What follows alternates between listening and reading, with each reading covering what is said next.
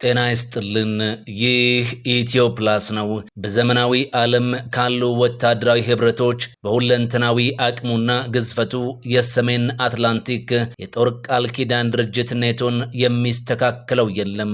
የቃል ኪዳን ድርጅቱ ማቋቋሚያ ሰነድ ሲመከር ሲዘከርበት ቆይቶ በአሜሪካ ዋሽንግተን ዲሲ የተፈረመው የዛሬ 74 ዓመት ገደማ ነበር። የጀርመን ናዚዎችና የጦር ተባባሪዎቻቸው እነ ጣሊያንና ጃፓን ያቀጣጠሉት የሁለተኛው የዓለም ጦርነት በህብረቱ ኃይሎች አሸናፊነት ተደመደመ። ይሁንና እነ አሜሪካና እንግሊዝ በጦርነቱ ዘመን አጋራቸው ከነበረችው ሶቪየት ህብረት ጋር ወዲያውኑ ወደ መቃቃር አመሩ።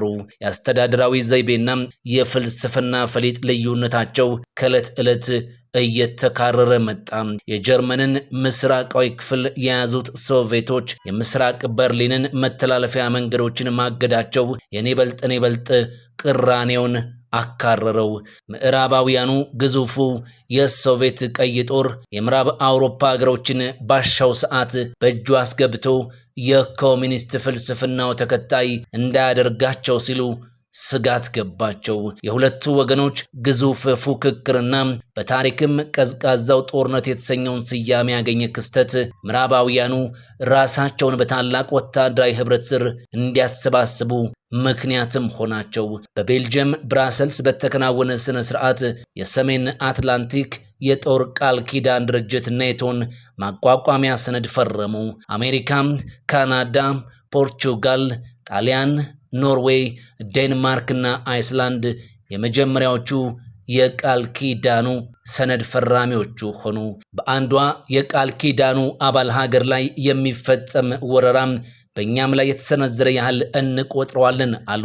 በአንድነት ለመከላከልም ተማማሉ። ከጥቂት ዓመታት በኋላም ከአገሮች ወታደራዊ ትብብር በራቀም ወደ የግዙፍ ወታደራዊ ተቋምነት አደገም። ከ3 ዓመታት በኋላ ቱርክና ግሪክም ኔቶን በአባልነት ተቀላቀሉ። ኔቶ የዚያን ጊዜዋን ምዕራብ ጀርመን በአባልነት መቀበሉ ሆድ ያስባሳት ሶቪየት ህብረት የምስራቅ አውሮፓ ሸሪኮቿን ይዛ የዋርሶ ቃል ኪዳን የተሰኘውን የጦር ድርጅት በኔቶ ተቀናቃኝነት አቋቋመች። ሁለቱ የጦር ድርጅቶች ከ3 አስርት ዓመታት በላይ በኔ በልጥ ሲዛዛቱ ባሳያለው ሲፎካከሩም ቆዩ። በሶቪየት ህብረት ሚካኤል ጎርባቾቭ ወደ ክሬምሊን መንበር መምጣታቸው ለታሪክ መለወጥ እድል ፈጠረም። ጎርባቾቭ ግላስኖስት፣ ግልጽነት፣ ፔስትሮይካ፣ መልሶ ግንባታ አሉ። የምስራቅ አውሮፓ ኮሚኒስት ሀገሮች ያዋጣናል ባሉት መሄድ ጀመሩ። ከእንግዲህ የዋርሶ ቃል ኪዳን ወታደራዊ ድርጅት አያሻንም አሉ። እናም አፈረሱት። ዋርሶ ቢፈርስም ኔቶ የአባሎቹን ብዛት አሳድጎና የቀድሞ የዋርሶ አባል ሀገሮችን ጭምር ጠቅልሎ ራሱን ይበልጥ እያገዘፈና ድንበር ዘለል ዘመቻዎች እያካሄደ ይገኛል።